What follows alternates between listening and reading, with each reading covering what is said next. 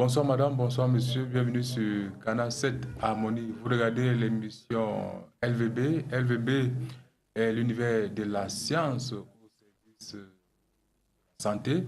Aujourd'hui, nous parlons d'un sujet très important. Nous nous posons la question de savoir est-ce que prendre de l'âge, c'est vieillir? Voilà notre question centrale ce soir. Eh bien, pour en parler, nous sommes en compagnie de notre personne ressource, M. Talé, à qui nous disons déjà bienvenue sur le plateau. Bonsoir Guy et bonsoir à tous ceux qui nous écoutent. Voilà. Alors, M. Talé, comment allez-vous? Je vais bien. Voilà. Nous venons parler du vieillissement, hein? Oui. Est-ce une question, n'est-ce pas, d'âge ou alors d'autres facteurs interviennent dans ce processus naturel? Oui. Ouais. Nous allons essayer ce soir d'éclairer nos téléspectateurs par rapport à ce phénomène, qui est aussi un phénomène considéré généralement comme un mythe de santé. Oui. Donc, beaucoup de gens pensent, beaucoup de gens disent que prendre de l'âge, c'est vieillir. C'est-à-dire, donne l'impression que si on est vieux, c'est qu'on est âgé. Mais nous allons, à travers ce thème, montrer que on peut vieillir sans être âgé et qu'on peut être âgé sans vieillir. Très bien. C'est ce qu'on va voir tout à l'heure, tout en rappelant à nos amis téléspectateurs, LVB se retrouve depuis quelques semaines déjà, on va dire presque 2 mois déjà sur YouTube. Vous avez l'opportunité de retrouver nos différentes émissions. Vous tapez le vrai bien-être et vous avez toute la gamme des émissions déjà produites, sinon quelques-unes. Eh bien, également, nous vous convions à cet échange à travers nos contacts. Vous avez pour les SMS 2 numéros et un unique numéro, n'est-ce pas, pour les appels téléphoniques. C'est le 243 28 67 96. Voilà, vous avez donc les différents contacts marqués au bas de l'écran. Comme d'habitude, notre menu, vous le connaissez. Nous allons introduire déjà par notre ligne éditoriale, M. Talé. Oui. Voilà, en convient davantage les uns les autres à s'intéresser au vrai bien-être. Vrai bien-être. Voilà, oui. Voilà, le vrai bien-être, c'est un modèle de santé que nous faisons la promotion à travers ASCABI, l'Association camerounaise pour le bien-être, qui a pour objectif principal la promotion du bien-être. Et nous avons donc développé au sein de cette association un modèle de bien-être que nous appelons le vrai, qui est le modèle optimal. C'est-à-dire, c'est l'état optimal de bien-être. Parce que dans la vie, on cherche toujours à se perfectionner. Tout ce qu'on fait dans la vie, on cherche la perfection. Même sur le plan spirituel, comme on parle du ciel, c'est le niveau le plus élevé. C'est-à-dire que chaque être humain devrait rêver se retrouver au ciel. Et pour arriver au ciel, on a beaucoup d'efforts à faire. Et il en est de même du vrai bien-être. Pour avoir le vrai bien-être, on doit faire beaucoup d'efforts. Et je rappelle ici aux gens que de même, parce que quand il y a le bien et le mal qui existent dans la vie, et généralement on a choisi entre les deux. Mais je vous rappelle ici que c'est plus difficile de faire le bien que de faire le mal. C'est-à-dire le chemin, comme on dit, il y a le ciel, il y a l'enfer. Oui. Mais le chemin de l'enfer est plus facile que le chemin du ciel. Et il en est du même du vrai bien-être. Donc, c'est pas évident, c'est pas facile d'arriver au vrai bien-être, mais c'est possible. On y arrive à travers nos efforts. Et c'est pour dire que le vrai bien-être, c'est un état dynamique, où on ne va pas dormir à voir ce modèle. Et quand on se retrouve donc à ce modèle optimal de bien-être, on peut avoir une santé de fer. Bien sûr. On ne vieillit pas vite. Et là, on rejoint le thème, la thématique d'aujourd'hui. quand vous avez recherché le vrai bien-être, vous ralentissez le vieillissement. On va voir tout à l'heure comment.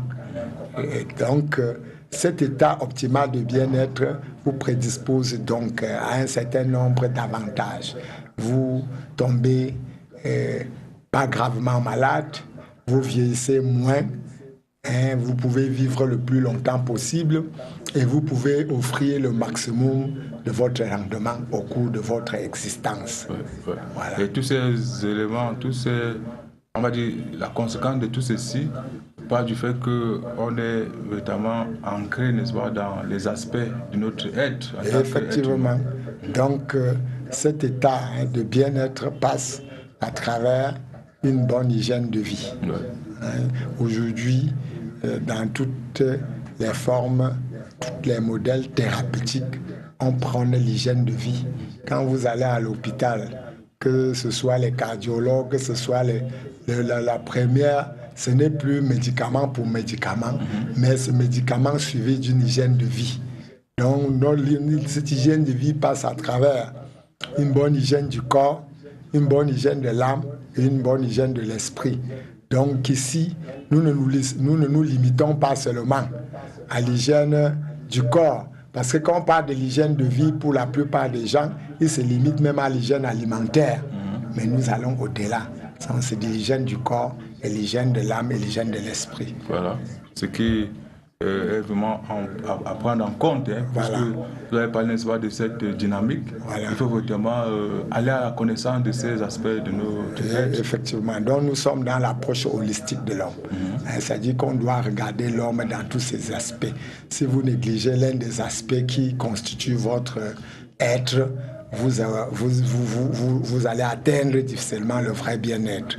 Alors, en ce qui concerne l'hygiène du corps, nous développons les piliers, hein, les paramètres sur lesquels on peut agir pour avoir ce bien-être. Nous avons identifié donc l'hydratation, l'eau. Ouais.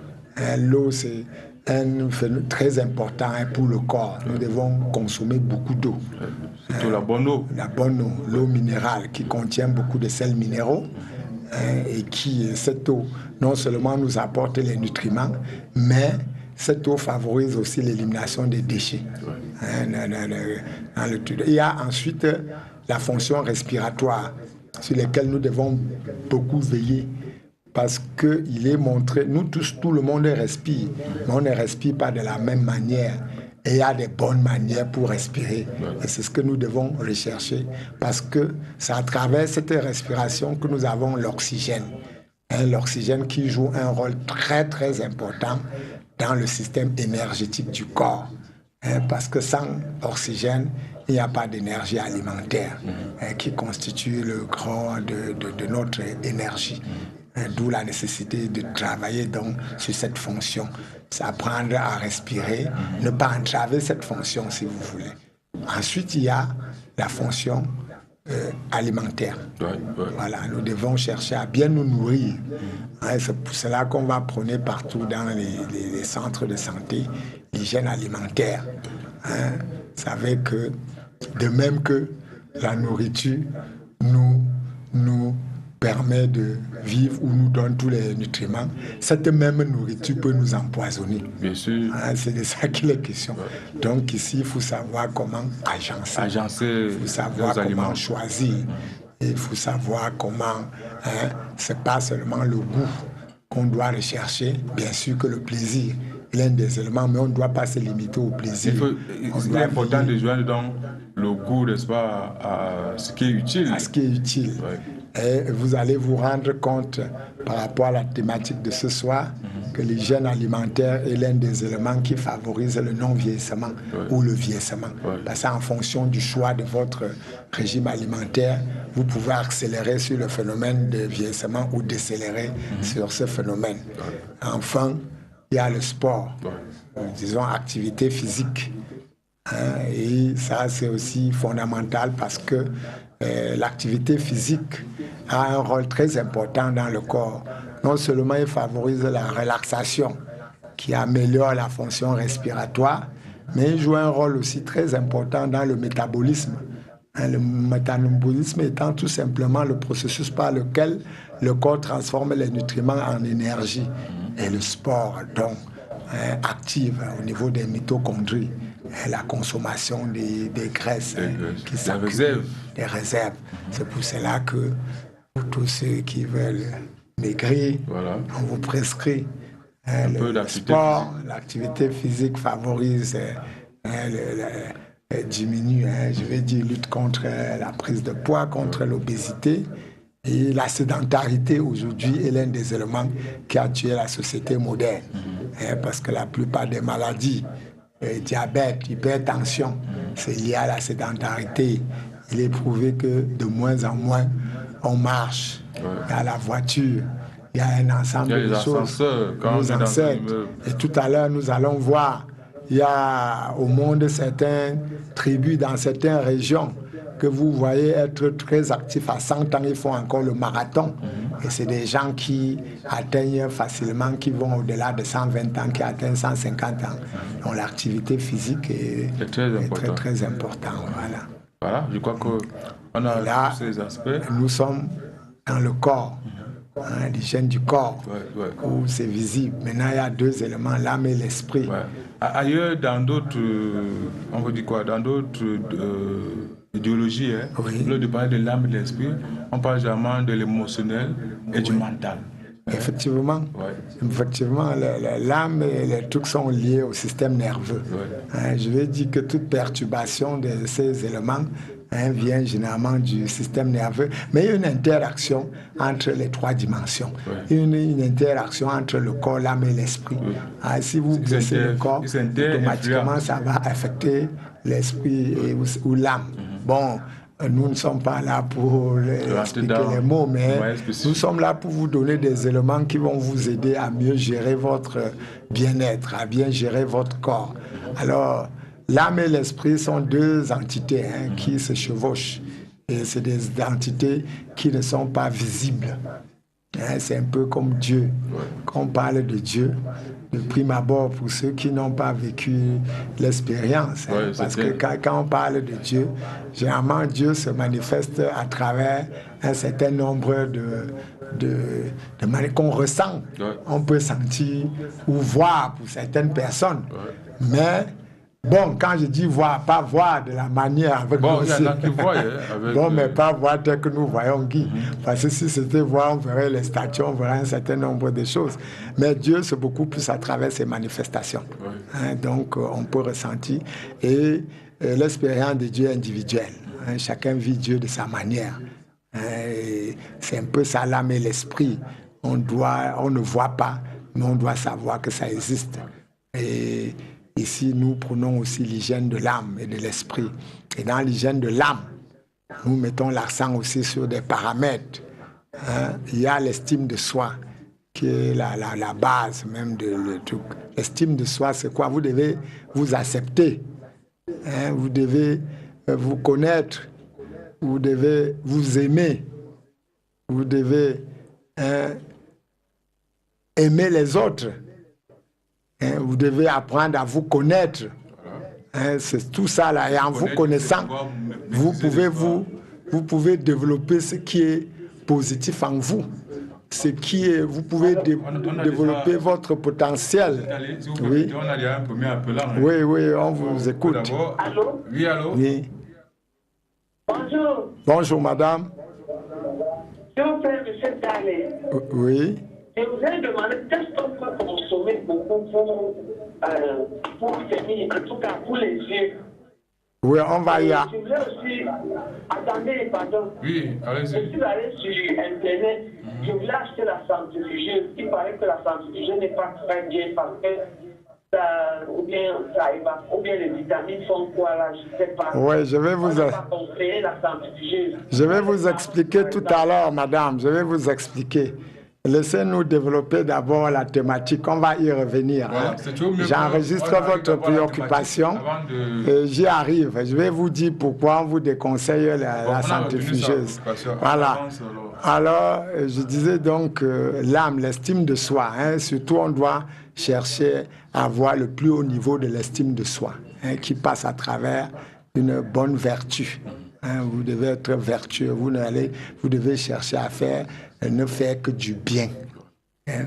Plus vous faites du bien, plus vous vous élevez. Et quand vous vous mettez à un certain niveau, au plus haut du niveau de l'estime de soi, votre vie devient aisée. Vous ne faites plus trop d'efforts pour connaître le... C'est-à-dire que, parce que quand nous allons parler ici, tous ceux qui nous écoutent vont effectivement voir le matériel. Mais vous devez savoir que beaucoup de gens, le matériel, c'est selon le niveau et c'est selon même la gestion, l'agencement. Parce que nous avons déjà parlé ici. Il y en a qui ont 1 million de salaire le mois et qui vivent mal. Il y en a qui ont 2 millions et qui vivent mal. Mais il y en a qui ont 30 000 le mois et qui vivent bien. Donc, c'est ce que nous voulons dire ici, que chacun doit accepter son niveau et savoir comment agencer. Ce n'est pas une question de quantité. On ne doit pas avoir beaucoup de matériel pour être à l'aise. Chacun a son niveau de matériel. Hein. Dieu crée chacun avec son niveau. Et parfois, je dis aux gens que l'argent que vous voyez là a les effets vibratoires. Il y a des gens à qui, si vous mettez 1 million entre les mains, ça va le faire trembler. Par contre, il y en a qui peuvent arrêter 1 milliard sans avoir un. Donc, tout dépend de l'aide. Chacun doit rechercher donc son niveau de vibration vis-à-vis du matériel. Et c'est bien se positionner. Ne pas se mettre à la place de l'autre. Parce que quand vous cherchez toujours à envier l'autre sans être celui-là, vous avez de sérieux problèmes. Et vous diminuez votre niveau d'estime de soi. Alors, il y a donc l'amour, il y a la foi également. Hein. Ici, dans l'homme, il faut croire en quelque chose. Et je rappelle ici que la plupart de malades à l'heure actuelle qui souffrent des maladies chroniques ou des maladies dites incurables et qui trouvent la solution telle que le cancer sont des gens qui ont une foi très développée. Et c'est ce qui justifie donc la présence, le développement de la thérapie dans les centres spirituels. Ouais. C'est-à-dire qu'il y a des gens qui, plus vous pensez positif, plus vous améliorez votre santé et vous favorisez la guérison. Donc la foi, c'est un élément fondamental. Et j'insiste ici, on doit transposer cette foi religieuse dans tout ce que nous faisons dans la vie. Si vous croyez à votre potentiel, à qui vous êtes, et vous allez vous réaliser à travers vos projets. Si vous avez un projet et vous croyez à ce projet, vous allez le réaliser. Mais si dès le départ du projet, vous êtes pessimiste, vous n'allez jamais réaliser. C'est ce qu'on appelle foi. Vous avez une ferme détermination par rapport à ce que vous voulez faire. Ça favorise la réussite, ça favorise la guérison, ça favorise un certain nombre de choses. Dans la religion chrétienne, on va dire il faut croire en Jésus. Et vous allez vous rendre compte que beaucoup de gens qui croient effectivement, qui ont la ferme conviction en Jésus-Christ, trouvent des miracles. Mais là, ça relève donc de leur foi, de leur croyance. Donc c'est un phénomène. Et nous n'allons pas seulement limiter, même dans l'approche traditionnelle. Vous allez voir que celui qui croit à un certain rite qu'on fait chez eux finit toujours par avoir une solution par rapport à ces rites. Donc la croyance et la foi, c'est un élément fondamental. Mais en gros, nous incitons aussi à croire en Dieu, c'est-à-dire à un être suprême, susceptible de résoudre tous vos problèmes. Voilà. Donc, il y a ensuite l'hygiène de l'esprit. Ce qu'on appelait dans l'autre démarche, le mental. Les deux sont liés parce que nous revenons aussi sur la bonne moralité qui suppose ce que nous avons déjà dit pour l'hygiène de l'âme, c'est-à-dire faire du bien. Il faut être honnête. Nous mettons l'accent ici sur la vertu, il faut être honnête. Et il faut chercher parce que quand vous trompez les gens, ça vous rattrape plus tard. Sauf ceux qui veulent, comme on dit souvent, vivre heureux et mourir jeune. Donc il y a les gens dehors qui sont prêts à prendre la matière, dit pourvu que j'ai ceci. Mais ils ne savent pas ce qui les attend après. Parfois, mais ils sont conscients que... Bon, s'ils étaient conscients, je crois qu'ils chercheraient le chemin du ciel en restant patients pour aussi y arriver. Donc il y a ça, mais il y a la gestion des émotions qui est très important. Nous devons ici éviter toutes les émotions négatives, telles que la peur, la colère, la haine, la jalousie. Pas des éléments qui nous rattrapent, la convoitise. Parce que vous faites semblant de faire du mal à l'autre, mais vous vous autodétruisez à travers ces mauvais sentiments. Hein? Par contre, vous devez cultiver des émotions positives. Et j'interpelle les nôtres, ceux qui nous suivent ici, qu'on ne doit pas seulement utiliser le matériel pour influencer. Nous devons utiliser notre esprit. Vraiment, quand vous pensez positivement aux gens, ça se réalise. Quand vous pensez, vous donnez des souhaits positifs aux gens, c'est un peu comme la prière. Vous leur faites du bien. Donc faire du bien, ce n'est pas seulement donner des pièces d'argent ou faire les trucs, c'est parler positivement des gens, c'est penser que votre communauté soit bien, c'est penser que votre famille soit bien, c'est penser qu'un ensemble de gens soit bien. À ce moment-là, ce bien va retourner sur vous. Mais si par contre vous développez le contraire, ce contraire va retourner sur vous. Donc quand vous avez tous ces éléments, l'hygiène du corps, l'hygiène de l'âme, l'hygiène de l'esprit, vous pouvez prétendre au vrai bien-être. Voilà. Nous sommes dans une nature qui n'est pas ingrate. Lorsque vous avez fait du bien quelque part, quelle que soit la nature du bien, elle vous le retourne. Effectivement. Et c'est le contraire avec... si vous faites le mal, automatiquement, ça va se passer de la même façon. Oui. Très bien. Je crois qu'on va revenir sur ces aspects-là dans notre thématique. J'imagine que ça a des ressemblances très forts. Très fort, oui. Voilà, on va y revenir. Mais avant cela, on peut répondre à la préoccupation pour ne pas oublier. De notre, voilà, notre. Voilà. Qui parle de la centrifugeuse. Centrifugeuse. Une question sur ce qu'on peut faire pour entretenir les yeux, quoi. Oui. Oui, pour entretenir les yeux, il y a un certain nombre de nutriments adaptés pour les yeux, la vitamine A et la vitamine E. Et autour de vous, vous allez trouver beaucoup de vitamine A dans la carotte. Il y a la carotène, la provitamine A. La vitamine E se trouve dans les huiles, telles que l'huile de palme. Ce sont des vitamines liposolubles, mais qui se retrouvent dans les végétaux, tels que la carotte. Donc, une bonne alimentation en vitamines A et E revitalise les yeux. Bien sûr que nous, on ne va pas se limiter. Un agencement complet.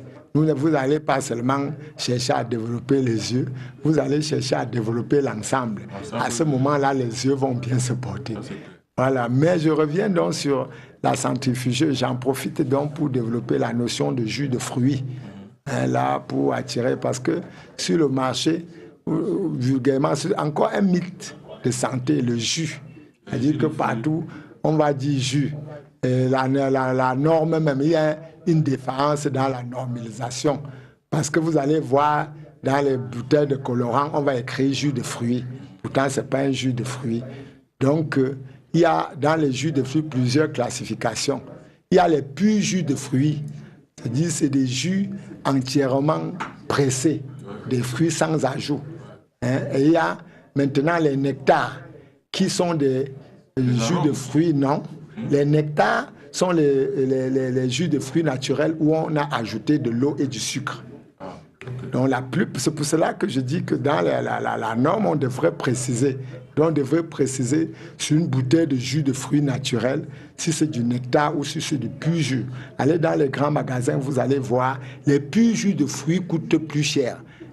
Le moins cher des purs jus de fruits importés sur le marché, je crois que c'est plus de 2000. Les purs jus. Maintenant, les nectars ont un coût. Voilà. Ensuite, maintenant, il y a les colorants. Bon, peut-être c'est des semblants de jus des colorants avec des arômes. Arômes ananas, arômes de trucs qui donnent des bons goûts. C'est ce que vous allez trouver dehors sous plusieurs noms. Ce qui circule partout là, mais qui ne saurait être appelé jus de fruits. Donc, alors, c'est que vous développez là, ça a une relation avec la centrifugeuse. Je vais y arriver. Alors, la centrifugeuse fonctionne comment? Vous avez donc, d'un côté, vous mettez le qui se broie, il y a les déchets les fibres qui vont d'un côté et les jus qui vont de l'autre. Alors, le danger, c'est que l'inquiétude de madame par rapport à ce process, c'est qu'on laisse beaucoup de vitamines dans les fibres. Alors qu'il y a un procédé actuel où on broie totalement le jus. Quand vous allez à la briqueterie, par exemple, on met tous les jus dans un moulinex, on broie, on vous donne. Mais tout maintenant dépend de la qualité. C'est là où le plaisir intervient.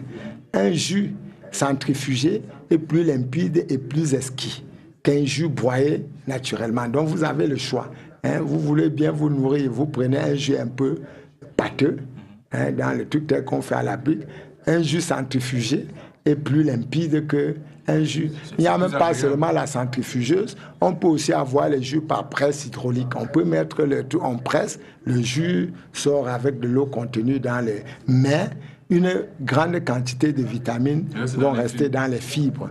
Mais ça ne veut pas dire que ce jus n'a pas de vitamines. C'est tout simplement parce que vous ne faites pas l'extraction totale.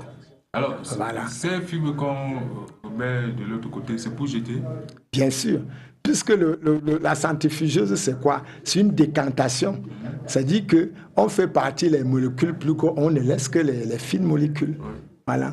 Mais on a un jus exquis, on a un jus bon, plus fin. Voilà. C'est un processus de fabrication de jus. Son nom que je donne, c'était... Je veux tout simplement dire qu'elle n'a pas à s'inquiéter par rapport au jus parce qu'il n'y a pas eu perte de nutriments tel qu'on le dit. C'est-à-dire que c'est un processus d'extraction. On n'a pas fait une extraction complète. Mais le jus qui se retrouve de l'autre côté a tous les nutriments qui se retrouvent. Mais il y a une partie qui reste dans les fibres. Bon, généralement, après la centrifugeuse, on peut prendre ces fibres et passer encore à une presse hydraulique. On peut prendre ces fibres et passer encore à une seconde décantation. C'est-à-dire en plongeant dans l'eau et en faisant extrait également. Donc le problème, il faut que vraiment que les gens comprennent. Bon, mais de plus en plus, dans la conception des équipements, on est en train de trouver des équipements qui vont préserver au maximum tous les nutriments.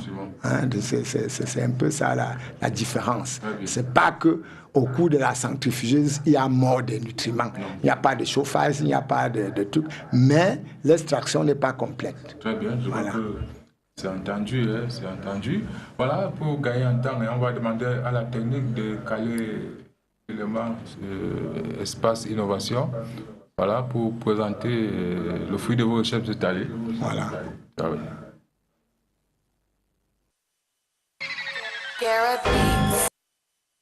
Avez-vous une nouvelle découverte? Avez-vous une idée innovante? Avez-vous un produit innovant? Chercheurs, inventeurs, voici votre plateforme. AC Nova. Pour une grande visibilité, contactez-nous.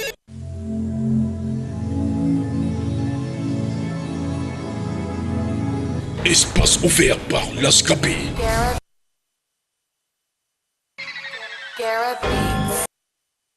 Avez-vous une nouvelle découverte? Avez-vous une idée innovante? Avez-vous un produit innovant? Chercheurs, inventeurs, voici votre plateforme. AC Nova. Pour une grande visibilité, contactez-nous.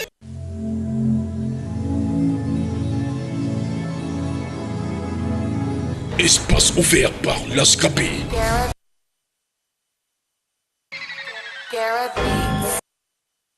Avez-vous une nouvelle découverte? Avez-vous une idée innovante? Avez-vous un produit innovant? Chercheurs, inventeurs, voici votre plateforme. AC Nova. Pour une grande visibilité, contactez-nous.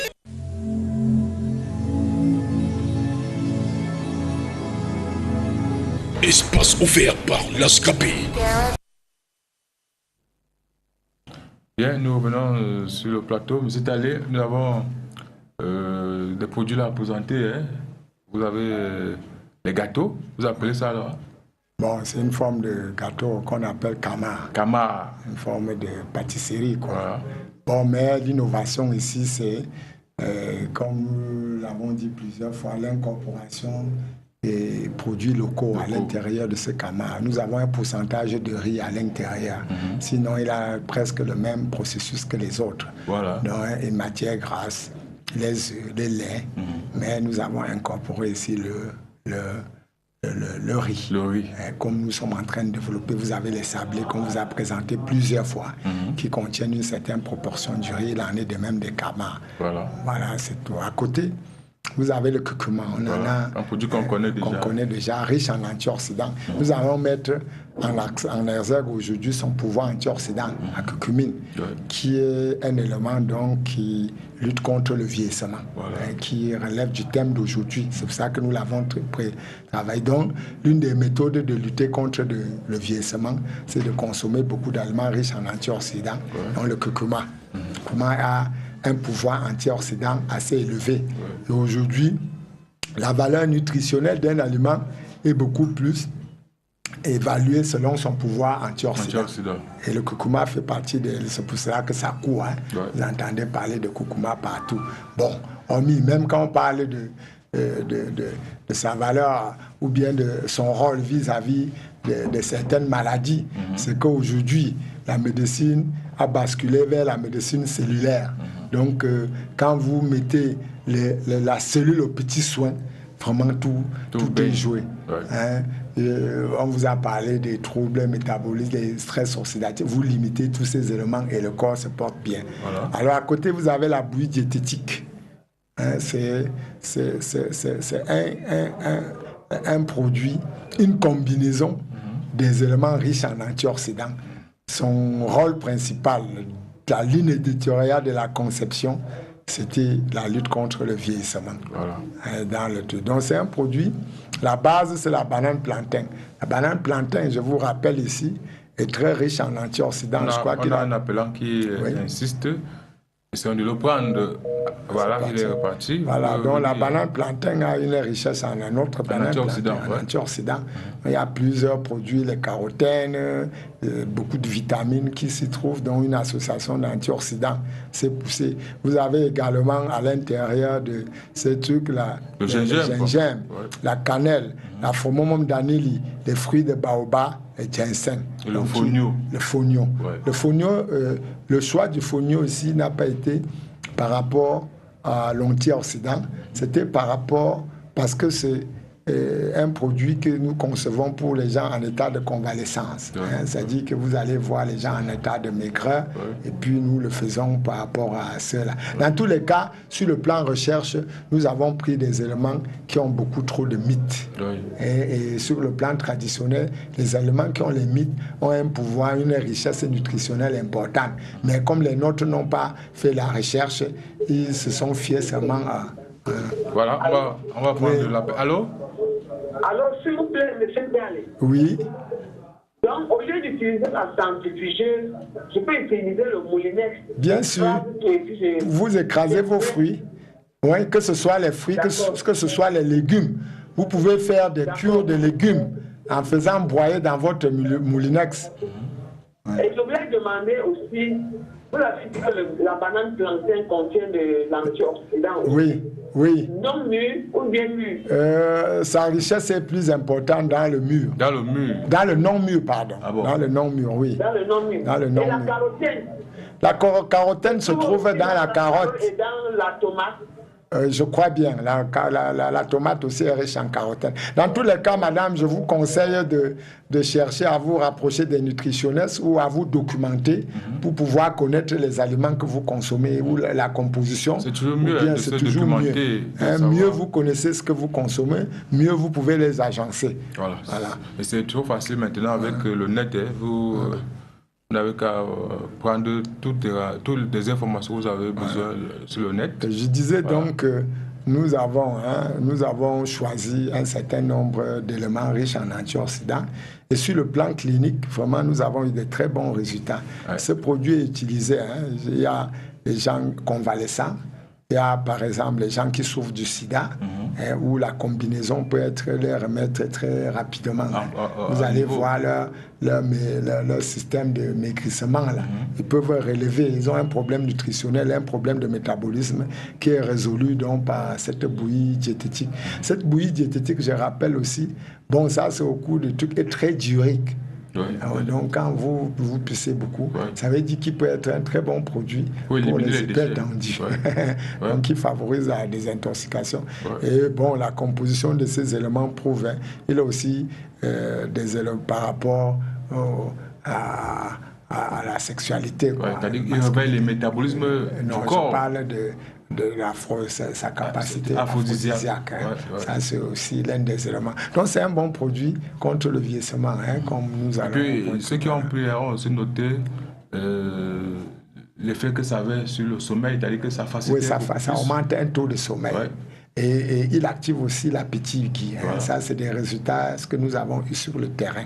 Voilà. Alors, augmenter la qualité de sommeil, le taux de sommeil veut dire en fait que vous réparez beaucoup de choses, puisque le sommeil est réparateur. Dans tous les cas, ceux qui souffrent de l'insomnie ont beaucoup de maladies sur eux. Voilà. Très bien, M. Dalé, voilà notre espace innovation. Nous rappelons ici que nous ne sommes là que pour, en attendant les autres. C'est pour ça que nous revenons tout le temps sur les mêmes produits, en attendant de créer nous-mêmes. Mais nous savons qu'il y a beaucoup de créateurs qui nous écoutent. Nous les interpellons alors par rapport de nous contacter ou les numéros qui sont là par rapport à la présentation de leurs produits. Et nous pouvons, Guy, ce n'est pas seulement les produits, ils peuvent venir ici sur le plateau, parler de leurs produits comme beaucoup d'autres sont déjà passés. Voilà. Pourquoi pas même au niveau des idées, tout en tant qu'innovation, produit innovant est accepté sur ce plateau. Et nous vous rassurons, d'ici peu là, ça va prendre véritablement feu. Soyez les premiers, n'est-ce pas, à être sur la liste. Très bien, M. Dalé, on va rentrer à notre thématique, notre thématique du jour. Nous parlons donc, nous nous posons la question sur le vieillissement. Est-ce prendre de l'âge, c'est vieillir? Voilà la question qu'on s'est posée lorsqu'on connaît tous les mythes de santé qu'il y a sur certains phénomènes de la vie, M. Dalé. Voilà. Commençons même par expliquer un peu le processus de vieillissement. Ça va nous permettre de bien comprendre les choses. Nous avons suffisamment développé les thématiques ici sur les stress oxydatifs, qui est une force de maladie et qui est définie tout simplement comme la destruction des cellules par les radicaux libres, qui est comme une poison qui se retrouve qui sont des sous-produits du métabolisme, mais qui constituent un danger pour nos tissus. Et ce sont donc ces éléments, une expérience a montré donc que plus vous êtes soumis au stress oxydatif, plus la vitesse de vieillissement est élevée. Donc voilà à peu près. Donc, quand il n'y a pas renouvellement cellulaire, il y a vieillissement. Donc la lutte contre le vieillissement, c'est d'empêcher la mort des cellules. Plus les cellules sont détruites, plus la vitesse de destruction des cellules favorise le vieillissement. Donc, prévenir le vieillissement ou bien lutter contre le vieillissement, c'est de chercher à détruire, à maîtriser ce phénomène. Maîtriser le phénomène. Voilà. Alors, lorsqu'on parle de prendre de l'âge, c'est évidemment un processus qui est normal, qui a des conséquences. Oui, effectivement. C'est que tout le monde a peur de vieillir. Vous n'avez qu'à voir. Lorsque vous vivez, vous allez forcément y arriver si vous ne mourrez pas. Tout le monde a peur de vieillir. Et il en est de même de la mort. C'est que tout le monde a peur de mourir. Mais nous devons savoir que nous tous, nous sommes appelés à la mort. Nous tous, nous sommes appelés à vieillir. Mais on doit réduire la vitesse de vieillissement. Parce que le vieillissement, Guy, a beaucoup de désagréments. C'est pour cela qu'on a peur. C'est-à-dire quand vous voyez les vieux là. On a encore quelqu'un qui appelle. Allô? Oui. Allô? Oui, madame. S'il vous plaît, monsieur Dalé, est-ce qu'en faisant le mélange de la carotte de la tomate, vous extraire le jus, est-ce que c'est normal pour un mois? Merci. Pour un mois, vous devez alterner. On demande de varier l'alimentation. Vous pouvez même aller au-delà d'un mois. Ça dit que chaque fois alterner, prendre. C'est pas un médicament. C'est pas un médicament, c'est un aliment. Vous devez de temps en temps prendre, si vous avez les outils, parce que tout le monde n'a pas les outils. Hein. Tout le monde n'a pas les outils, les centrifugeuses comme vous et les moulinex pour pouvoir avoir le jus. C'est pour ça que la plupart des gens se ravitaillent plutôt dans les magasins. Hein, parce qu'ils n'ont pas. Mais vous qui avez cet avantage, vous devez de temps en temps faire pas seulement la combinaison de carottes et de tomates, vous pouvez ajouter d'autres fruits, on peut combiner plusieurs fruits. L'OMS recommande au moins 5 fruits par jour pour avoir le maximum d'antioxydants. Donc vous pouvez mélanger plus de 2 fruits ou plus de 2 légumes. Déjà que sur le plan nutritionnel, on conseille une régularité dans la cure, hein, cure au bouillon de légumes, ou bien au jus de légumes, un certain nombre de choses. Disons qu'il y a des procédures, il y a des gens, hein, il y a des nutritionnistes qui ont fait des études par rapport à un certain protocole. On peut vous soumettre à ces protocoles pour que vous ayez, mais vous pouvez expérimenter. Très bien, on revient à notre sujet. Nous, voilà. On a un sujet central qu'il faut que nous développions. Voilà. Si madame veut bien qu'elle attende au moment de questions hein, pour poser ces questions. Alors, je disais donc une question, voilà. Ou alors, c'est quoi vieillir? Lorsqu'on parle de vieillissement, de vieillesse, c'est quoi vieillir? Vieillir, c'est perdre un certain nombre de cellules qui se manifestent à travers, c'est-à-dire sur le plan physique et sur le plan interne. Parce que au fur et à mesure qu'on vieillit, qu'on prend de l'âge, qu'on prend le vieillissement, nous sommes dans le cas du vieillissement. Ouais, donc la destruction de cellules défavorise le fonctionnement de la plupart de nos organes. Donc, nous pouvons accélérer ce vieillissement à travers notre mauvaise hygiène de vie. Donc quand on se trouve dans un état de vieillissement, on a beaucoup de désagréments, il y a beaucoup de pertes de fonctions. C'est-à-dire que la fonction rénale, les fonctions hépatiques, les fonctions diminuent, tout diminue. Et c'est à ce moment-là que s'installent la plupart des maladies. Donc, il y a des maladies liées au vieillissement. Hein, liées au vieillissement. Et pas les maladies liées à l'âge, mais liées au vieillissement. Il faut qu'on se comprenne. Hein, c'est pour cela que vous allez voir, hein, pour que les gens puissent bien comprendre, vous allez voir les gens à 50 ans qui manifestent déjà un certain degré de vieillissement. Par contre, les gens qui à 90 ans restent encore jeunes. Hein, c'est-à-dire physiquement, ils apparaissent jeunes. Et si on va à l'intérieur, on va se rendre compte que même les organes se portent très bien. Hein, parce qu'ils ont dû entretenir ces organes, empêcher à ces organes d'atteindre cet état d'aggravation. Donc voilà. Donc le vieillissement se caractérise par un certain nombre de désagréments. Nous avons suffisamment parlé de la ménopause la dernière fois. Hein, nous avons dit que la ménopause n'était pas une maladie, mais était un processus lié au vieillissement et qui occasionnait un certain nombre de désagréments qu'on pouvait maîtriser. Et ceux qui avaient une hygiène de vie plus ordonnée souffraient moins des désagréments de la ménopause. Hein. Les femmes qui se suivent longtemps depuis leur jeunesse, qui ont une bonne hygiène de vie, une bonne hygiène alimentaire, souffrent moins des problèmes de ménopause. Par contre, celles qui sont dans le désordre voient avoir une ménopause précoce ou bien ont plus de désagréments que ceux qui ont une bonne hygiène de vie. Voilà. Alors, M. Talley, est-ce qu'on peut garder notre vivacité, c'est-à-dire être vif en prenant de l'âge? Effectivement, Guy. Moi, je veux, pour étayer dans cette idée, je vais tout simplement prendre des gens en vue qu'on connaissait. Prenons un exemple. Hein. Vous avez le président Robert Mugabe du Zimbabwe. Qui exerce des fonctions, des grandes fonctions depuis des années, qui est au pouvoir depuis des années et qui est à plus de 94 ans et qui reste solide. Donc voilà quelqu'un qui a pu lutter contre le vieillissement. C'est-à-dire que malgré le fait qu'il est pris de l'âge, il reste jeune. Rester jeune, c'est quoi? C'est-à-dire, ce n'est pas seulement l'approche physique, c'est à la fois physique et mentale. Parce que dans les désagréments, il y a beaucoup de maladies qui guettent les vieux, les vieillards. La maladie d'Alzheimer, les pertes de mémoire, un certain nombre de choses. Mais voilà un monsieur qui, à 94 ans, reste encore lucide. Vous allez aller au village voir certains parents. Je veux dire que, pas au village, même ici en ville, les gens qui ont une mauvaise hygiène de vie, qui à 60 ans marchent avec le bâton.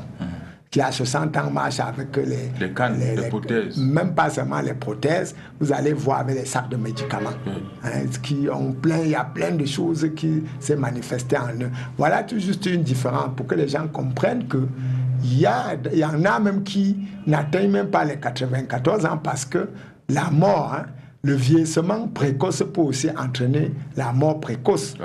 Parce que mieux vous entretenez votre corps, plus vous pouvez mettre long. C'est ce que nous avons expliqué à travers le modèle, le vrai bien-être.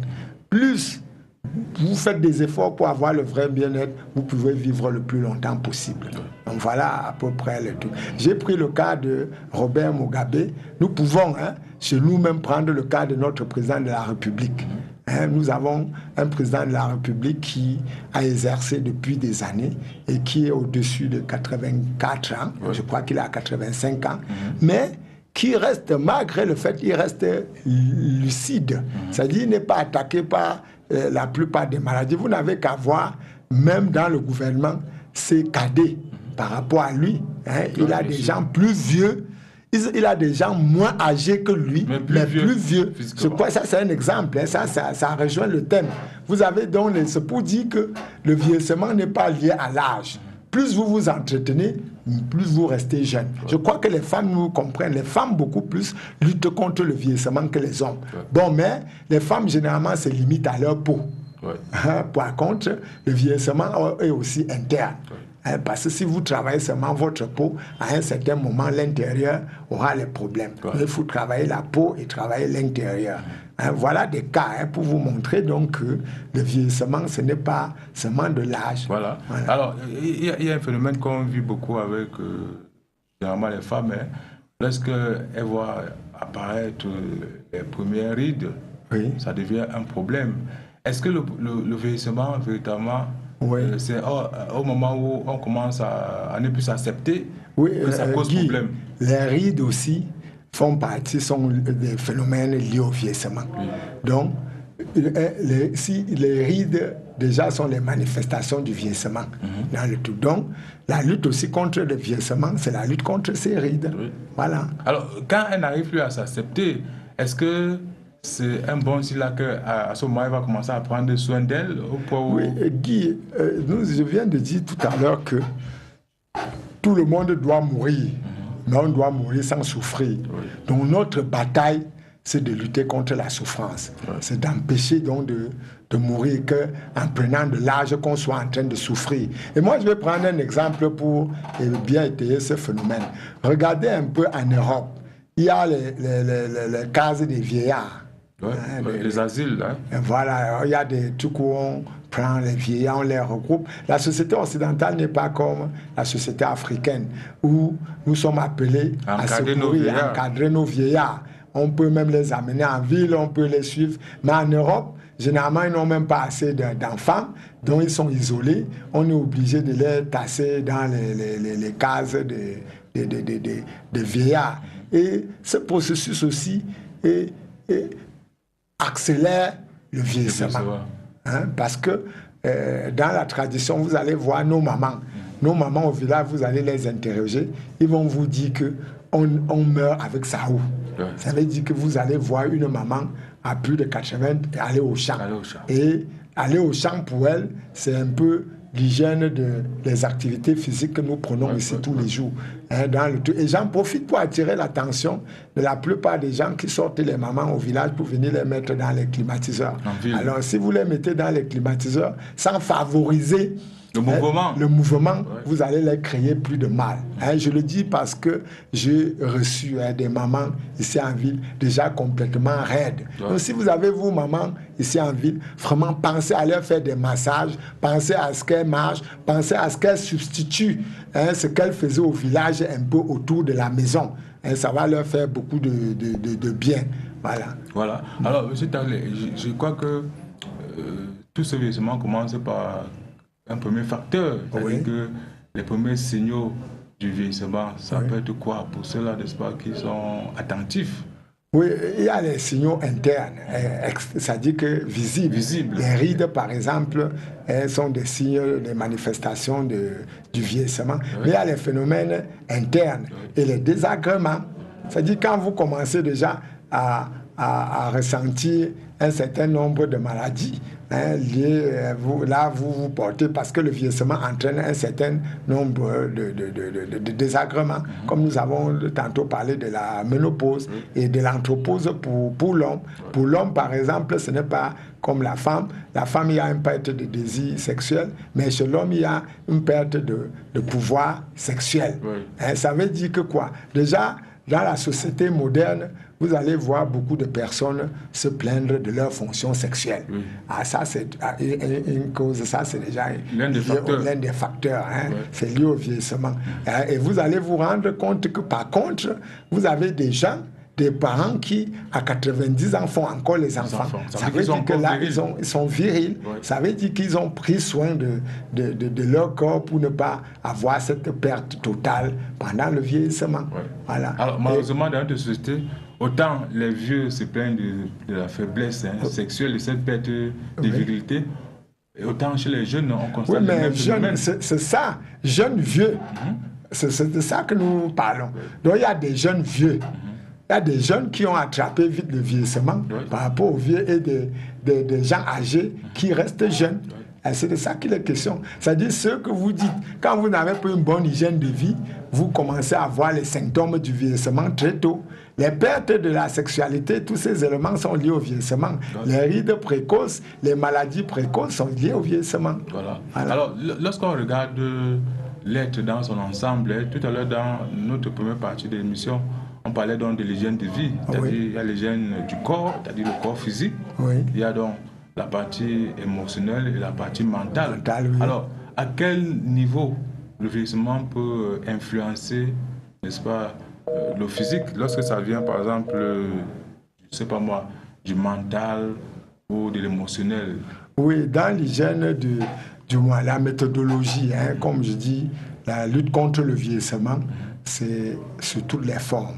C'est-à-dire, c'est le corps si vous permettez, prenons d'abord cet appel. Allô? Allô?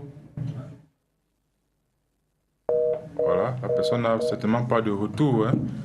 Voilà, vous pouvez toujours rappeler. L'un des désagréments ou bien des symptômes du vieillissement, c'est le vieillissement du cerveau. Du cerveau. Voilà. Donc, le cerveau, il y a la plupart des maladies d'Alzheimer. La personne, c'est notre appelant. Allô? Allô, s'il vous plaît. Oui. J'ai oublié la question. Voilà, vous pouvez revenir.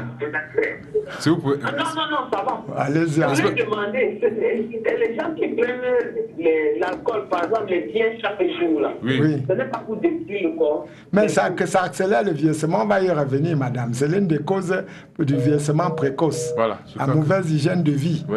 Ça, nous allons prendre cet exemple, on en profite même. Je crois qu'on va profiter même de ce cas pour commencer donc à énumérer les facteurs accélérants du vieillissement. Voilà, les facteurs sur les mauvaises hygiènes de vie. C'est-à-dire quand vous prenez beaucoup d'alcool, beaucoup de cigarettes, beaucoup de viande pour acidifier le corps, beaucoup de viande, les chairs rouges. Les chairs rouges. Ça acidifie beaucoup l'organisme parce que le sang, on doit avoir un milieu presque basique, un milieu acide, un peu acide. Voilà, un peu acide.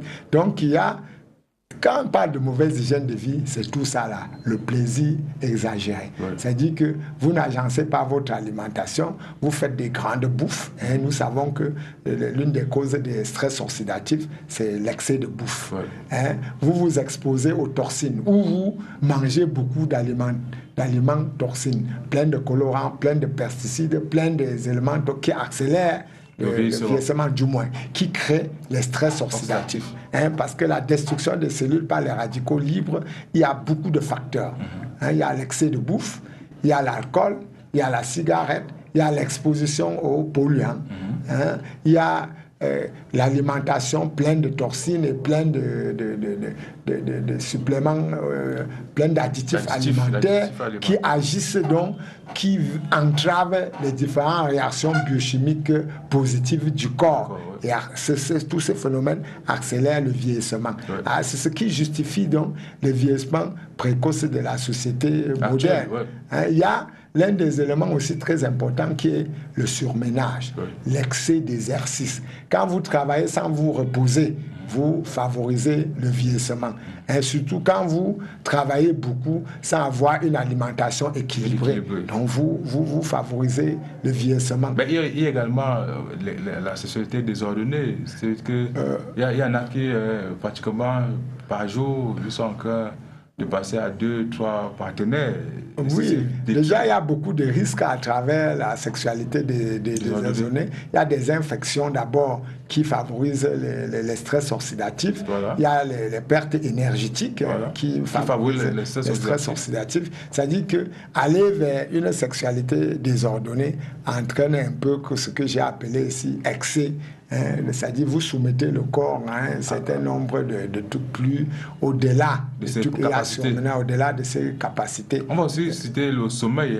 Oui, le manque de sommeil accélère le processus de vieillissement. C'est pour cela que dans tous les modèles thérapeutiques, on va toujours rechercher est-ce que vous avez un bon taux de sommeil. Déjà, quand vous n'avez pas, la plupart des maladies qui arrivent, quand on fait l'historique, on se rend compte qu'à un certain moment, les gens ont eu un manque de sommeil, ça a accéléré les processus d'installation ou de plusieurs maladies. Voilà. Si on revient sur le plan émotionnel, tout à l'heure, on parlait de l'acceptation de soi, l'estime de soi. Est-ce que s'il n'y a pas cette estime de soi, on peut subir le vieillissement précoce? Effectivement, Guy, ça dit tout à l'heure, j'ai parlé de l'entretien du cerveau. Ça dit que toutes ces émotions positives affectent votre système mental. Et plus le cerveau est soumis à une inflammation, plus le cerveau vieillit et plus vous avez les risques d'atteindre les maladies d'Alzheimer, les maladies des vieux, où à un certain moment, il y a perte de la raison, vous n'arrivez plus à distinguer, vous n'arrivez plus... Ça, c'est généralement les caractéristiques des gens vieux, pas des gens âgés. Bon, généralement, quand on parle de ralentissement du vieillissement, c'est pour que ces phénomènes n'arrivent pas très tôt.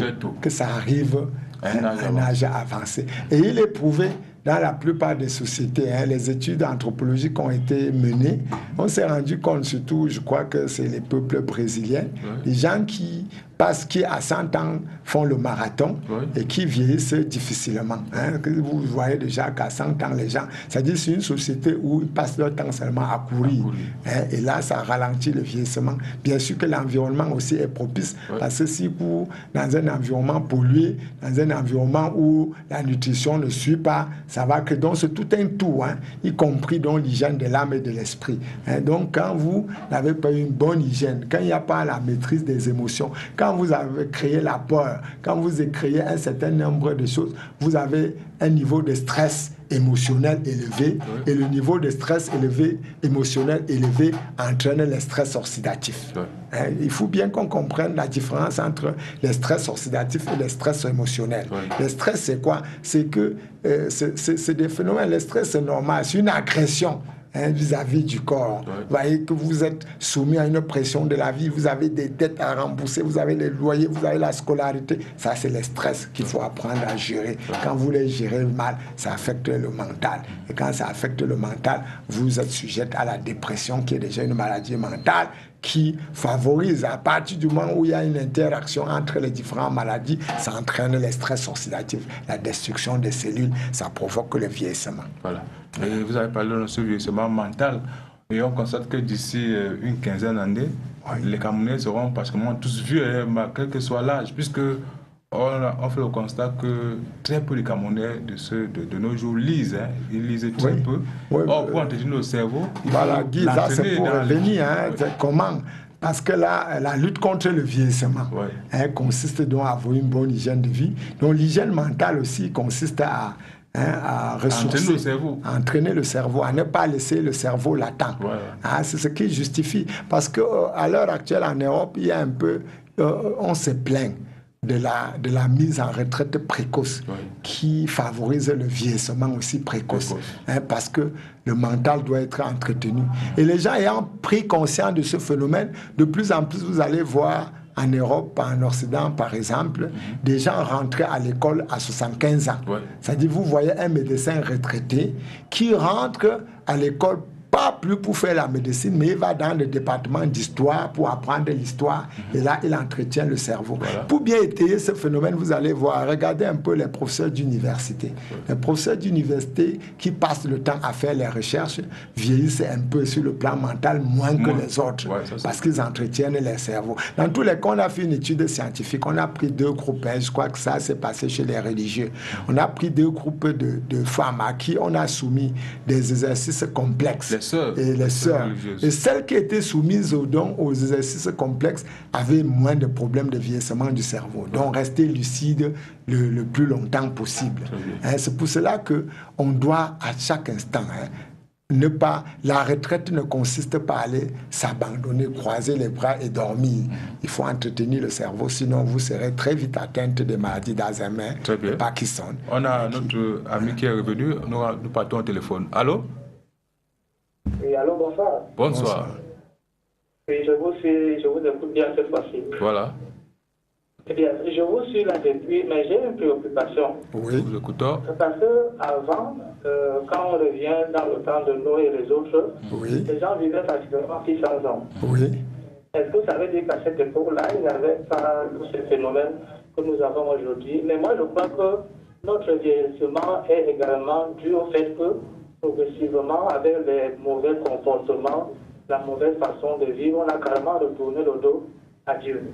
C'est effectivement ce que nous disons.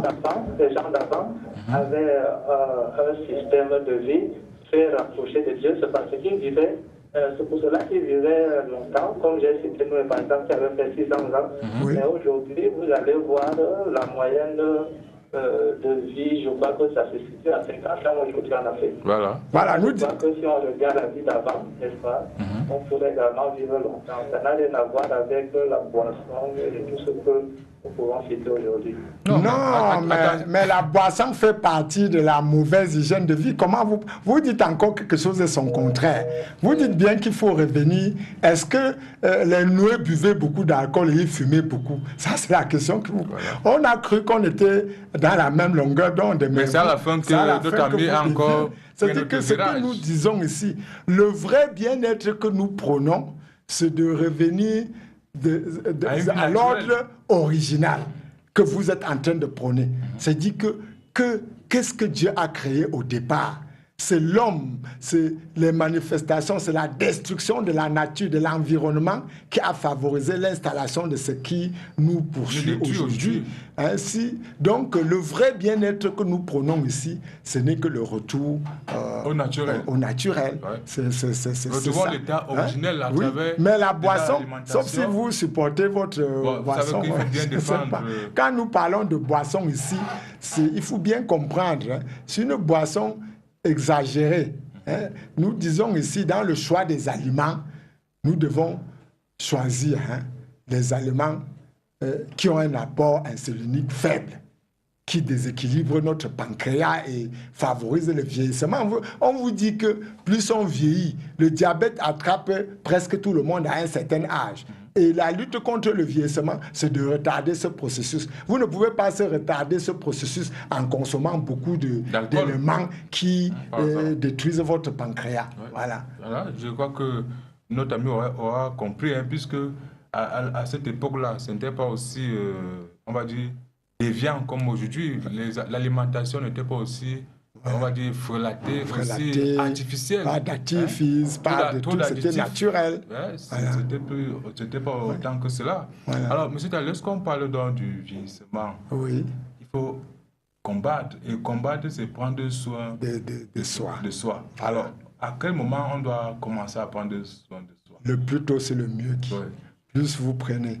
Déjà que il y a certains auteurs américains qui parlent de l'ultra-prévention.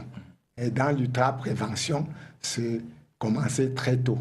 Veiller sur les forces de maladie, veiller à combattre, parce que plus vous maîtrisez les forces de maladie, plus vous veillez à ces forces de maladie, plus vous les combattez, et plus vous restez donc jeunes. Donc, se commencer très tôt. Plus vous commencez tôt, mieux vous faites. Il y a le langage. Paul Biya, quand on a posé à notre président de la République la longévité au pouvoir, je crois qu'il a répandu par qui veut, mais qui peut. Voilà. C'est la même chose. Ne deviens pas vieux ou ne deviens pas âgé. Qui veut, mais qui peut. Ouais. Vous croyez que Robert Mugabe, qui a 94 ans, est au pouvoir, vous croyez que n'importe qui peut le... C'est parce qu'il fait beaucoup d'efforts. Si vous regardez, je prends ce cas particulièrement, vous allez voir que lui n'est pas ancré dans le système, le modèle thérapeutique conventionnel. Est-ce qu'il va en Europe comme les autres se soigner? Non. Le gars est dans sa circonscription, et il se nourrit et il se soigne des plantes qui sont autour de lui. Donc, il est un peu comme le monsieur, il se rapproche plus de la nature. Plus vous vous rapprochez de la nature, mieux vous vivez. La qualité de vie devient importante. C'est ce qu'on prône de plus en plus. Quand on vous parle, la notion de biologique qui est devenue même législative. C'est-à-dire on s'est rendu compte que les produits conventionnels nous détruisent. Ouais. Et de plus en plus, la législation va vers les produits biologiques pour ramener les gens à cultiver, à manger naturel. Pour entraver, donc pour limiter ce phénomène de vieillissement. Voilà. Alors, prendre soin de soi, c'est véritablement ce qu'il faut faire. Oui. Et prendre soin de soi, Guy, c'est revenir à notre ligne éditoriale. Le vrai bien-être. C'est rechercher son vrai bien-être. Parce que quand vous avez une hygiène du corps, une hygiène de l'âme et une hygiène de l'esprit, vous avez tous ces éléments. Et vous veillez à votre alimentation, vous veillez à votre fonction respiratoire, vous veillez à votre mental. Là, vous avez donc plus. Vous commencez tôt. Et mieux vous serez. Et vous pouvez donc arriver. Alors, je comprends bien qu'il s'agisse là d'une pleine conscience. C'est-à-dire, il faut vivre dans la pleine conscience. Effectivement. Autant sur le physique que sur le mental. Sur le plan même émotionnel. Tout dans l'ensemble. C'est-à-dire, en gros, c'est ce que nous prenons à travers notre ligne éditoriale. Très bien. Voilà. Mais on peut revenir. C'est-à-dire que la ligne éditoriale est globale. Mais on peut, comme pour chaque cas, revenir étape par étape. Faites pas ceci, comme nous parlons des cigarettes. Parce qu'on a soumis, ça c'est des études scientifiques qui ont été faites. On prend 2 groupes de personnes qui fument beaucoup, qui boivent beaucoup, et un autre groupe qui ne fume pas, qui ne boit pas. On voit que le processus de vieillissement est plus accéléré chez ceux qui boivent et qui fument. C'est clair, des études ont été menées là-dessus. Et il ne faut pas, comme on parle de l'estime de soi, se comparer, parce que le terrain biologique diffère. Moi, je dis ici qu'il y a une proportion, de même que nous avons vu ici pour la ménopause, qu'il y avait 25% de femmes qui ne ressentaient rien. C'est leur nature et c'est leur chance. De même, dans la nature, il y a un pourcentage d'hommes qui peuvent boire, manger et ne rien avoir. C'est leur chance. C'est selon leur constitution. Ils sont rares. Ouais. C'est pour cela qu'il ne faut pas seulement regarder. Parce que les gens, généralement, Guy, vont te dire que, mais pourtant, l'autre boit, il mange beaucoup, il est vieux. Non, c'est sa nature. Mais on vous dit 80, c'est quoi que ces gens-là représentent 1%. Oui. 99% du reste, vous devez prêter attention à votre corps. Oui. Sinon, il y a 1% qui peuvent manger dans la poubelle, qui peuvent tout faire, et ils resteront toujours bien portants. On a ceux qui peuvent chercher, vont le voir sur le net. Oui. Il y a un vieillard de 256 ans. Oui. Alors, lorsque on a approché celui-là, pour voir son hygiène de vie, on se rend compte qu'il a été très, très sobre dans son vécu depuis son enfant jusqu'à l'âge actuel. Oui. Alors, la plupart de ces vieillards, on a trouvé ceux de 121 ans, 150 ans, tous disent la même chose, c'est-à-dire, dans l'alimentation, lorsque vous êtes pas sur la table, ne mangez pas toujours jusqu'à étancher votre envie de manger. Que manger au point où vous sentez que vous voulez déjà être rassasié, vous arrêtez. Ne mangez pas jusqu'à traverser la gorge. L'excès de bouffe entraîne le stress oxydatif. Très bien. Plus vous mangez, plus vous vieillissez. Voilà. Surtout quand vous mangez des aliments vides en nutriments. Voilà. Les aliments, c'est-à-dire quand vous prenez le pain blanc, beaucoup de boules de couscous dans le tout, vous croyez vous nourrir. Ça, vous nourrissez un peu comme les poules et les porcs. Voilà. Et moi, je vais prendre un exemple. Quand vous regardez un peu le système nutritionnel des poulets de chair. Oui. Hein, vous voyez, on les soumet à un certain nom qui gonfle. Voilà. Mais généralement, ces poulets de chair sont moins résistants que les poulets du village. C'est pour ça que quand vous voyez souvent nos enfants modernes, aujourd'hui, on regarde, ils sont comme les poulets de chair. Voilà. C'est parce qu'ils sont fragiles. Leur système, leur hygiène de vie ne sont pas comme les poulets qui sont au champ et qui mangent naturel. Et ceux qui sont soumis donc à l'alimentation moderne, plein de pesticides, plein d'additifs, plein de trucs, ont une santé exactement comme les poulets de chair. Très bien. Alors, on n'aura pas oublié un aspect, l'exercice physique. Voilà. Parce que beaucoup, vous voyez dans nos rues aujourd'hui, que ce soit en semaine ou le week-end, il y a beaucoup de gens qui sont en train de faire leur jogging pour maintenir la forme, comme on dit. Très important.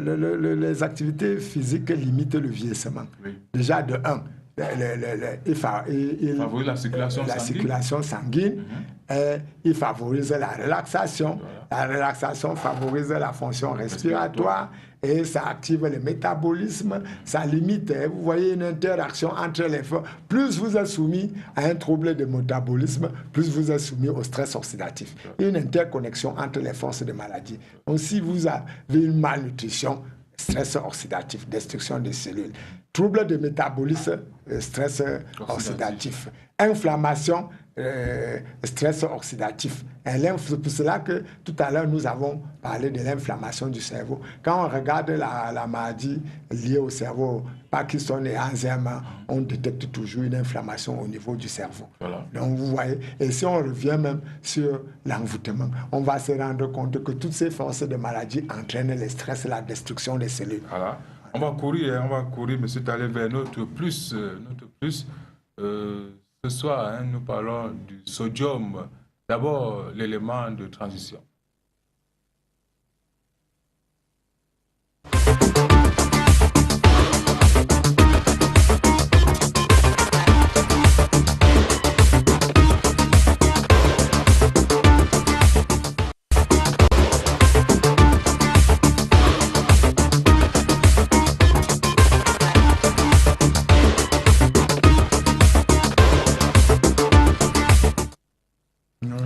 Bien, nous revenons sur le plateau. M. Talé, nous avons préparé le sodium comme élément du plus. Puisque nous parlons donc de l'entretien du corps. Oui. De plus en plus, nous allons donner certains éléments aux gens, n'est-ce pas, pour qu'ils prennent soin véritablement d'eux. Aujourd'hui, nous parlons du sodium. Sodium. Prendre soin de son corps. Avoir une bonne hygiène alimentaire, c'est de connaître les aliments. Connaître les aliments, c'est de connaître les constituants. Et de plus en plus, donc, nous développons, nous vous donnons les éléments phares des différents constituants des aliments. Aujourd'hui, nous allons vous parler du sodium, qui est un sel minéral, un macro-élément. Il est dans la classification des macro-éléments. Il n'est pas oligo-élément. Il n'est pas oligo, puisqu'on le trouve un peu en quantité importante, parce que les oligos, on les trouve en traces. Donc, le sel, hein, le sodium, hein, clairement, nous appelons le sel de cuisine, le chlorure de sodium. C'est ça qu'il est question. Donc, dans le chlorure de sodium, il y a donc le sodium qui peut se retrouver sous forme de cation, dans les interstices. Donc, c'est un sel minéral qui se retrouve à 70% dans l'interstice cellulaire, dans le milieu extracellulaire, dans le liquide cellulaire. Les 30 autres % se retrouvent dans les interstices osseuses, dans les trucs. Donc voilà. Quel rôle joue le sodium dans le corps? Premier rôle, le rôle fondamental, c'est que le sodium favorise la répartition de l'eau dans le corps. Bien sûr, en association avec le potassium, le potassium et le magnésium qui intervient, parce qu'il y a une interaction entre la plupart des nutriments que nous consommons. Mais c'est beaucoup plus avec le potassium. Comment agit le sodium et le potassium? Vous avez la membrane cellulaire hein, la cellule qui est en interface avec le milieu cellulaire. Alors, le phénomène osmotique dit ceci. Généralement, l'eau migre du milieu les moins concentrés vers le milieu le plus concentré. Ça veut dire que quoi? Si le milieu intracellulaire est riche en sel, l'eau va quitter des cellules pour entrer dans ce milieu. Et c'est ce qui justifie généralement les édèmes quand il y a un excès de consommation de sel. Les édèmes. C'est-à-dire, vous desséchez la cellule. L'eau quitte plutôt de la cellule pour entrer dans le milieu. Et le rôle donc du sodium, c'est de repartir, de faire cet équilibre pour qu'il n'y ait pas cet excès. Donc, généralement, le potassium se trouve de l'autre côté pour empêcher au sodium d'entrer. Ça, c'est une vision pour vous expliquer.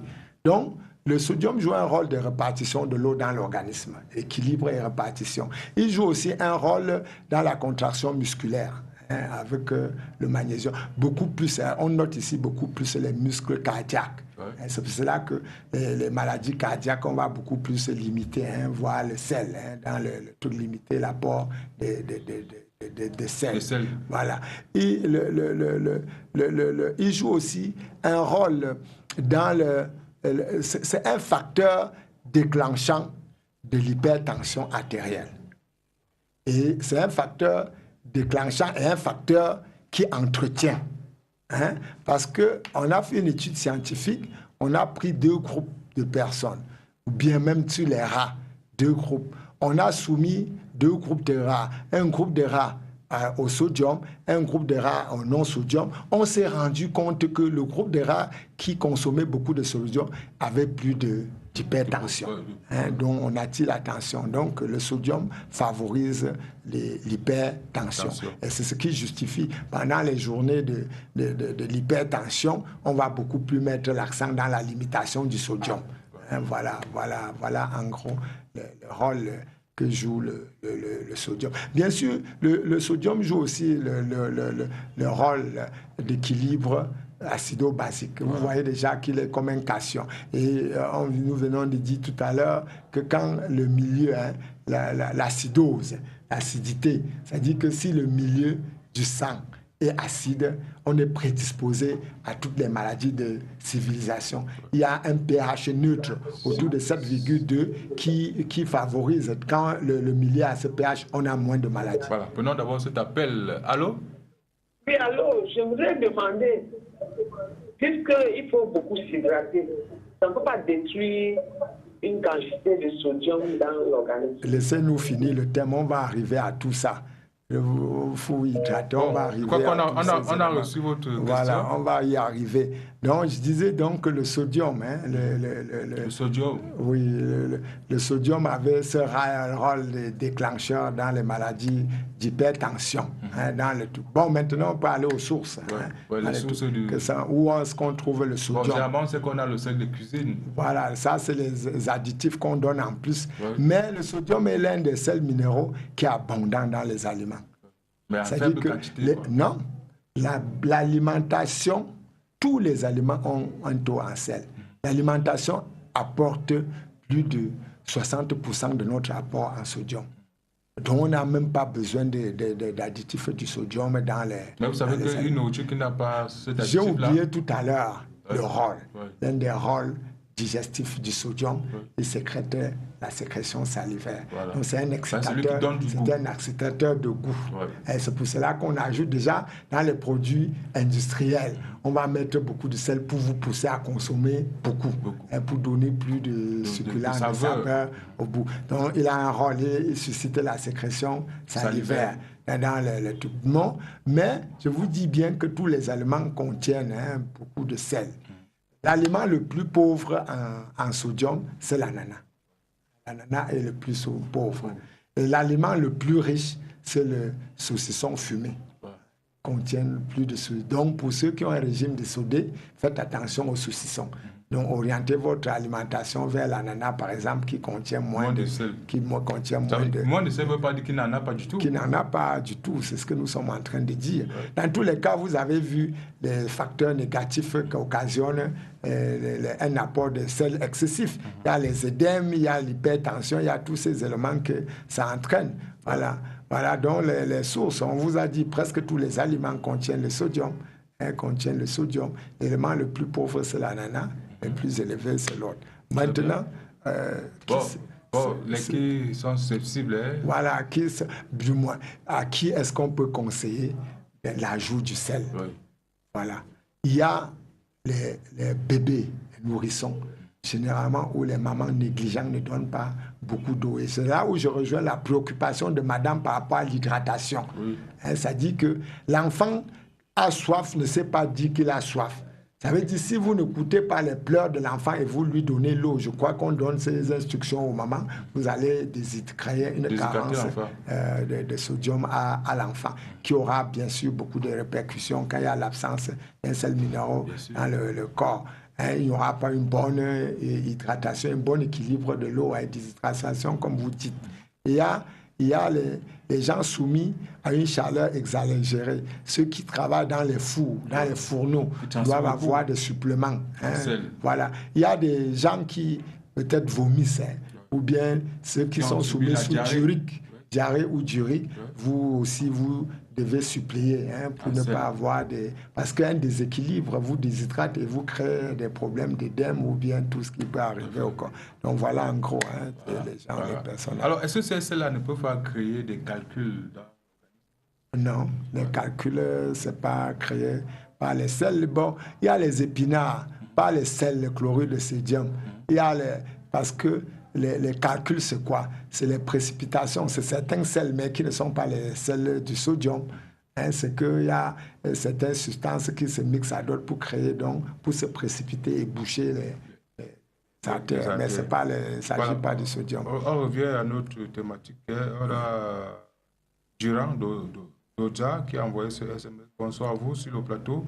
Ma question s'adresse au docteur. Qu'est-ce qu'il pense du lifting, du botox et toutes ces méthodes qui luttent contre le vieillissement? Voilà. Vous parlez de quoi? Lifting et du botox. C'est-à-dire c'est des méthodes, je ne sais pas moi, au niveau du visage, est-ce qu'il y a des rides, des craies et autres? Oui. Le chirurgien se charge, n'est-ce pas? C'est toujours parce que tous les produits qui luttent contre les rides sont des produits, vous allez voir, riches en antioxydants. C'est-à-dire des potions, vous allez voir les femmes faire les masques avec le curcuma, faire le masque avec la carotte. Donc, c'est compte tenu de leur richesse à un certain nombre d'éléments nutritifs qui agissent sur la peau. C'est le même phénomène. Donc, plus vous allez voir que la plupart des potions contre les rides sont des produits riches en antioxydants. Mais lorsqu'on fait dans le problème en partie, est-ce que... C'est pour ça que c'est global. Et je reviens sur les conseils que nous avons donnés pour les femmes ménopausées. Vous n'allez pas, parce que pendant la période de ménopause, il y a donc tous ces éléments qui apparaissent. On doit lutter, comme il est en train de le dire, en travaillant à la peau interne et externe. Voilà. Puisque vous devez plaire à votre mari, vous ne devez pas laisser... Plaire à vous-même. Vous devez plaire à vous-même. Donc, c'est des méthodes qui sont acceptées, mais j'attire l'attention ici que c'est des choses, si vous voyez toutes ces potions, c'est toujours la combinaison. C'est par rapport aux principes actifs qui se trouvent dans le produit et qui doivent agir sur la peau. Voilà. Bonsoir au panel. Je voudrais savoir quelles sont les vertus de la consommation de l'urine humaine et ses inconvénients sur M. Mbaga. L'urine humaine, à ma connaissance, n'est pas consommable. L'urine, déjà, est constituée de beaucoup de déchets. Et je ne vois pas comment on peut utiliser les déchets. Vous savez qu'il y a des gens qui prennent ce traitement. C'est les mythes de santé, Guy. Est-ce que scientifiquement, est-ce que vous avez déjà vu les hôpitaux? Et c'est là où j'attire l'attention des gens par rapport au net, par rapport à certains phénomènes, par rapport aux mythes de santé. C'est-à-dire, vous entendez que telle chose a fait les trucs. Est-ce qu'il y a eu des appuis scientifiques par rapport à ça. Est-ce qu'il y a eu des communiqués scientifiques? Est-ce que quelqu'un peut me dire quelque part une étude scientifique qui a été menée sur les urines pour dire que ça fait telle ou telle chose? Donc, c'est les mythes de santé. Quelqu'un se lève et dit qu'on a bu les urines, ça a fait ceci, et on pousse les gens à s'intoxiquer. Donc, nous ne pouvons pas admettre ce genre de mythes de santé dans notre tranche d'émission. Très bien, très bien. Voilà, M. Talé, nous sommes arrivés à la fin de l'émission. Peut-être qu'un dernier mot sur... la lutte contre le vieillissement. Vraiment, c'est revenir sur notre modèle de bien-être, qui est le vrai bien-être. Ouais. Avoir une bonne hygiène du corps, une bonne hygiène de l'âme, une bonne hygiène de l'esprit, vous prédisposez donc, vous limitez le vieillissement précoce. Voilà, surtout, on revient à la vie naturelle telle que voulue par Dieu lui-même, le Créateur. Très bien, vous allez nous retrouver aux différentes heures de rediffusion du programme. Le programme, c'est tous les samedis, 16h30, 18h. Merci donc à toutes et à tous. Retrouvons-nous tout à l'heure également dans le cadre d'une autre émission. L'émission, c'est Renaissance. Nous parlons des langues africaines. Eh bien, la Renaissance africaine. Très bien, tout à l'heure, on est donc ensemble avec les grands Africains. Bonsoir à toutes et à tous. Bon week-end. C'est allé.